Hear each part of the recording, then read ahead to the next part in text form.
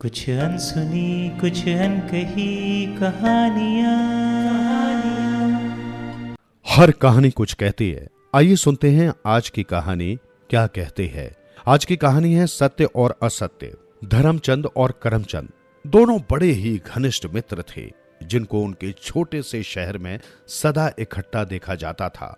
दोनों हम निवाला हम प्याला थे, किंतु दोनों की आदतें और स्वभाव एकदम जुदा थे। धर्मचंद स्वभाव से धर्मात्मा था तो करमचंद कर्मयोगी।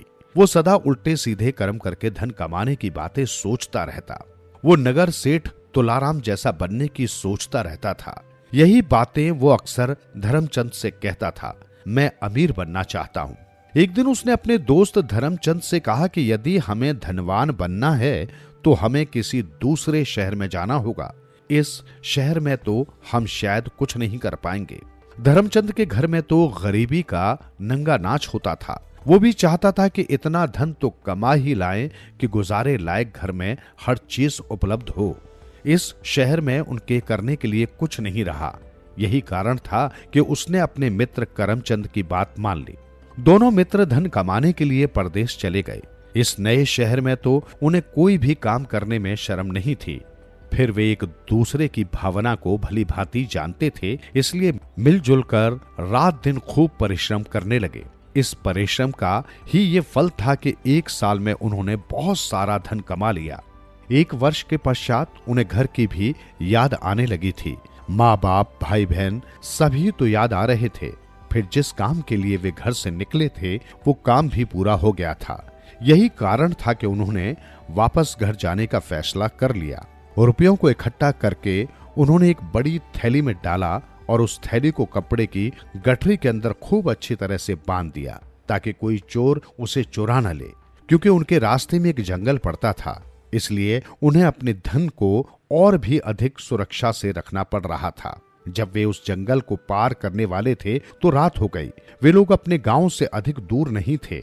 ऐसे में करमचंद के मन में एक विचार आया। शायद इतना सारा धन देखकर उसके मन में खोट पैदा हो गया था। उसने धर्मचंद से कहा, भैया इतना सारा धन गांव में ले जाकर क्या करेंगे? अच्छा तो यही है कि हम इसे पीपल की जड़ में गहरा गड्ढा खोदकर दबा देते हैं। जब भी हमें जरूरत पड़ेगी आकर निकाल लिया करेंगे। ठीक है भैया, मुझे भी इतने धन का क्या करना है। जो थोड़ा बहुत माँ बाप के लिए चाहिए मेरे पास है। दोनों में सहमति हो गई। धर्मचंद बहुत शुद्ध हृदय का था। उसे धन का इतना अधिक लोभ नहीं था। घर में रहे या इस जंगल में रहे, उसके लिए दोनों ही बातें बराबर थी।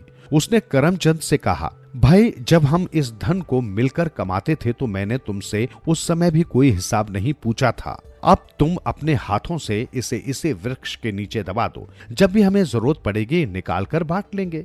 बस उसी समय सारा धन उस पीपल की जड़ के नीचे दबा दिया गया। दोनों मित्र थोड़े थोड़े रुपए लेकर अपने घर आ गए। धर्मचंद ने अपने माता पिता को अपनी कमाई का सारा हिसाब देते हुए बता दिया कि खर्च के लिए मैं थोड़े ही रुपए आपको दे रहा हूँ। शेष धन चोरों के डर से हमने जंगल में दबा दिया है। उधर करमचंद के मन में अचानक ही ये विचार आया कि क्यों न मैं इस जंगल में गड़ा सारा धन निकाल लाऊं। धर्मचंद को क्या पता चलेगा कि उस धन को कौन ले गया है। मैं उस धन को रात में निकाल लाऊंगा। जब वो पूछेगा तो कह दूंगा कि तुमने ही निकाल लिया होगा। तुम्हारे और मेरे सिवा तो इसका किसी को पता ही नहीं था। जब मैंने इस धन को नहीं निकाला तो सीधी बात है कि तुमने ही निकाला होगा। यही सोचकर करमचंद एक अंधेरी रात में उस धन को निकाल लाया।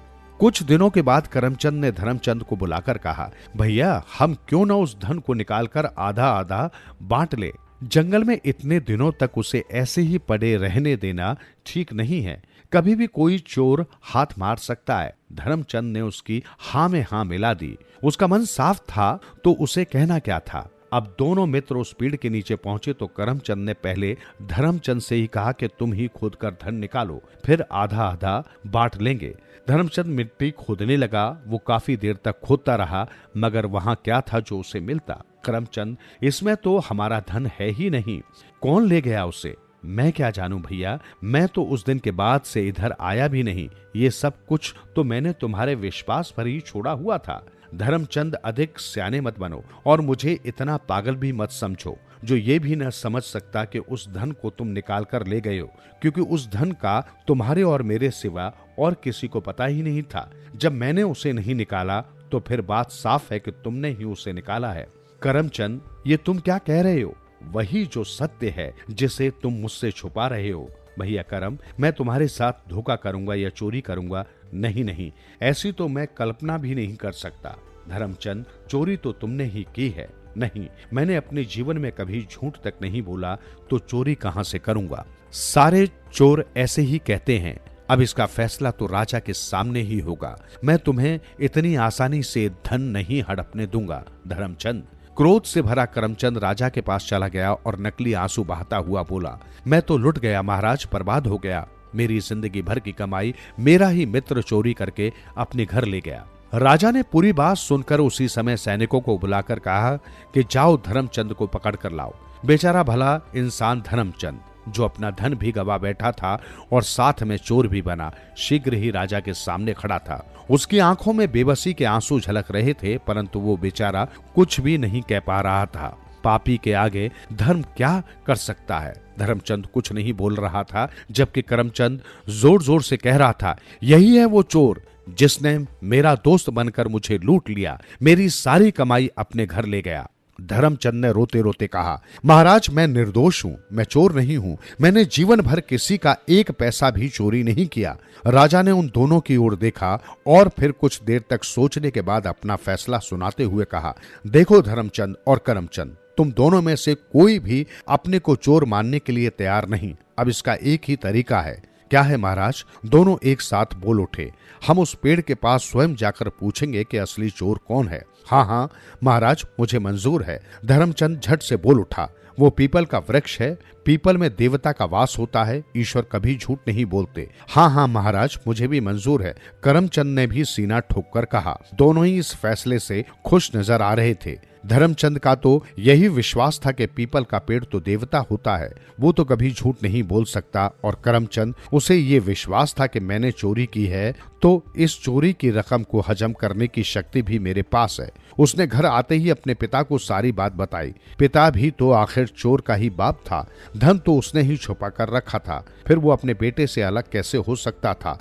षड्यंत्रकारी बाप बेटे ने ये योजना रातों रात बना डाली कि पीपल के नीचे एक बड़ा सा गड्ढा खोदा जाए, जिसमें वो अपने पिता को बैठा देगा। जैसे ही राजा उस वृक्ष के नीचे आकर पूछेगा कि चोर कौन है, तो उसका पिता झट से जवाब देगा, चोर धर्मचंद है, वही धन की थैली निकाल कर ले गया है। दोनों बाप बेटों ने उस बेचारे ईमानदार सीधे साधे आदमी के विरुद्ध पूरी तरह से षड्यंत्र रचा था, जिससे बच निकलने का कोई रास्ता ही नहीं बचा था। राजा अपने मंत्रियों और सैनिकों को लेकर जंगल की ओर बड़े पीपल के वृक्ष के पास आया और पीपल से पूछा, हे पीपल देवता, तुम्हारी जड़ में छुपा धन कौन निकाल कर ले गया है, धर्मचंद या करमचंद? पीपल बेचारा क्या बोलता। हाँ, करमचंद के पापी पिता ने झट उत्तर दिया, वो सारा धन धर्मचंद चोरी करके ले गया है। अब बेचारा धर्मचंद क्या कर सकता था? जब पीपल ने ही कह दिया तो अपने आप को कैसे निर्दोष सिद्ध करे? गांव वाले भी ये सुनकर हैरान रह गए कि धर्मचंद जैसा भला आदमी भी चोरी कर सकता है। धर्मचंद का दिमाग काम नहीं कर रहा था। वो मन ही मन में ईश्वर से प्रार्थना करने लगा, हे भगवान, क्या तेरी दुनिया में ऐसा भी होता है कि एक निर्दोष को दोषी बना दिया जाता है?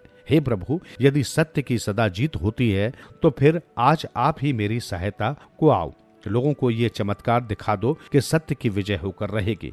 उसी समय धर्मचंद ने अपनी आत्मा से यह आवाज सुनी, धर्मचंद, इस वृक्ष की जड़ में आग लगाकर देखो कि सच क्या है और झूठ क्या।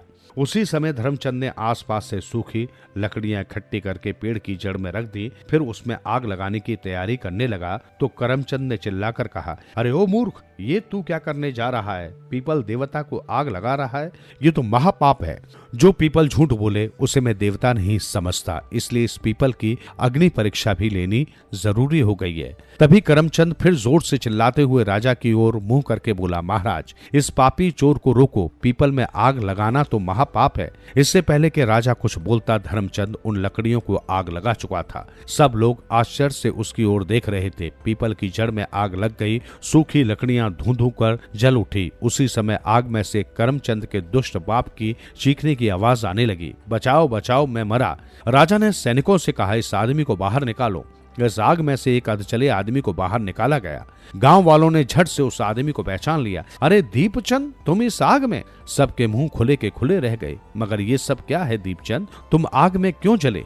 अधजले दीपचंद ने अपने पापी बेटे की सारी कहानी सुना दी। राजा ने उसी समय आदेश दिया कि इस पापी झूठे करमचंद को इसी वृक्ष पर ही फांसी पर लटका दो और ये सारा धन धर्मचंद को दे दिया जाए। साथ ही चोर का साथ देने वाले इसके पिता को जीवन भर के लिए कारागार में डाल दिया जाए। सुनते रहो दिल से यूं ही कहानियां।